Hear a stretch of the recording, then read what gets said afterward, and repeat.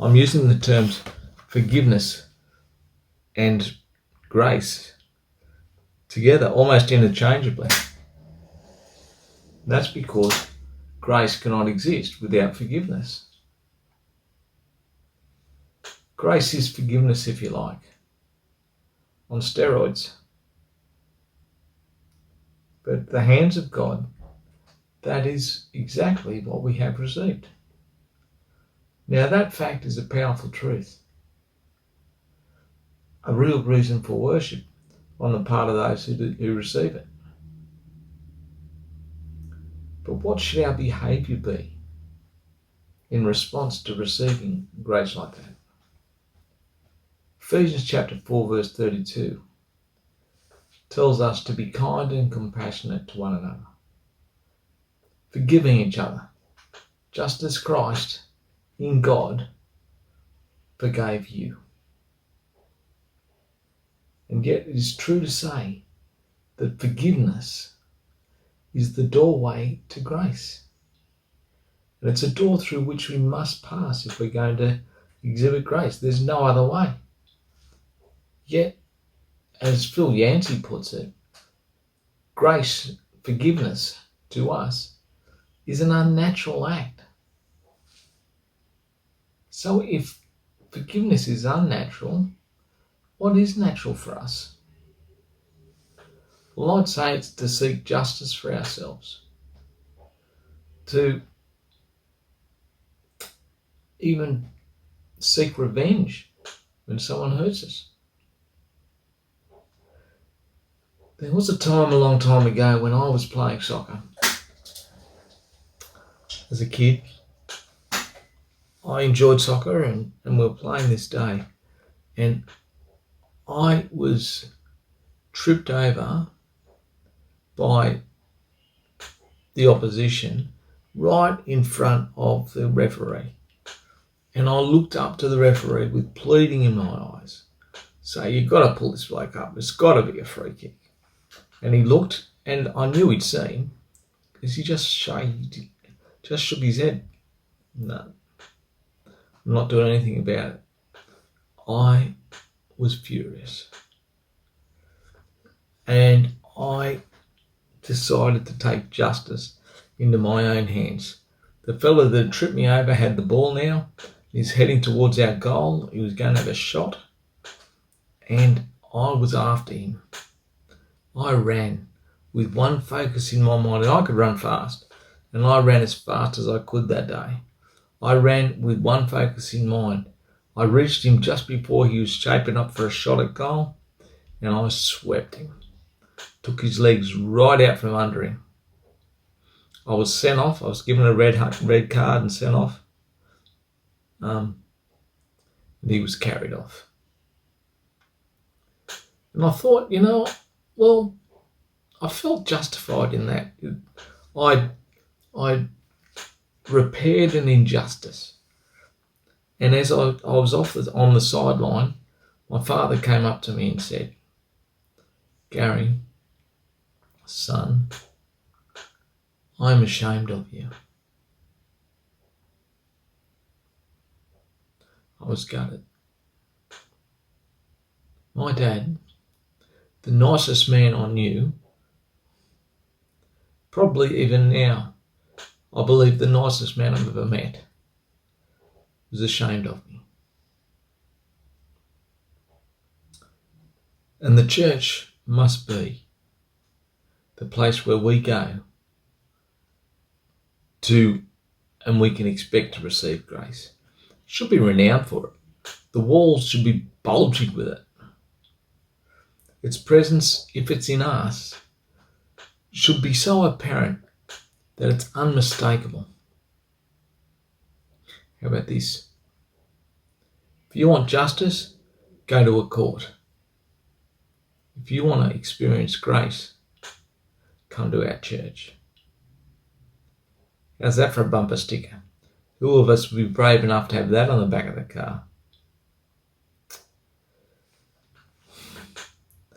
If we are to have an impact on the world around us, if our lives are to be like a signpost pointing towards God, we need to show grace to those around us in the same way that God has shown it to us. That is an extraordinary challenge.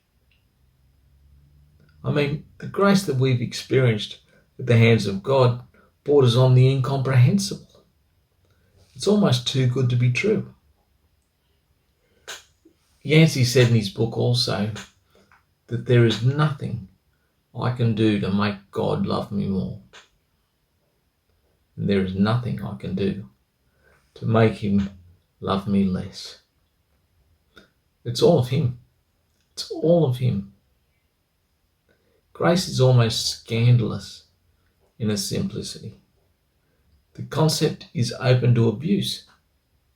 People can take advantage of grace like that. Grace abuse. This grace is provided them they can take advantage of. And if you're thinking that, well, you're right. In fact, the old Welsh preacher, Martin Lloyd-Jones, puts that concept in these terms. And I won't do it with a Welsh accent. I'm no good at Welsh. There is thus clearly a sense in which the message of justification by faith only can be dangerous. And likewise, the message that salvation is entirely of grace. I would say to all preachers, if your preaching of salvation has not been misunderstood in that way, then you would better examine your sermons again. And you would better make sure you really are preaching the salvation that was offered in the New Testament to the ungodly, to the sinners, to those who are enemies of God. There is this kind of dangerous element about the true presentation of the doctrine of salvation. Grace has the scent of scandal, and it has no limit. Surely it's beyond us to emulate such selfless love. Aren't we being unwise, leaving ourselves wide open to abuse if we live like that? People would make excessive demands on my time, on my resources. I'd be emotionally strung out by all these problem people. But, I fancy Christ looking down, he'd probably smile. Yeah, look at this. My people, they're going through exactly what I went through. Christ was the victim of the greatest injustice in history. He was crucified for a crime that he did not commit at the hands of people who were more concerned at getting him down from the cross and having it over and done with before the Sabbath so they wouldn't render themselves ceremonially unclean, and suffering this mammoth travesty of justice was able to say, "Forgive them, Father, for they don't know what they're doing." Whatever good things we do as followers of Christ, Christ has already done. He spent his time with tax collectors, prostitutes, lepers, and other broken people, and he roundly condemned the religious hypocrisy of his day. Let me finish this with a story from a long time ago. Jack had a new automobile. His brother had given it to him as a gift one Christmas. One afternoon, Jack approached his car to find this scruffy street urchin admiring his shiny new car. "Is this your car, mister?" he asked. Jack nodded. "It is. My brother gave it to me." The boy was astounded. "Really? Your brother gave it to you and it cost you nothing?" That's right, Jack said. It was a gift. Wow, the boy said, wow.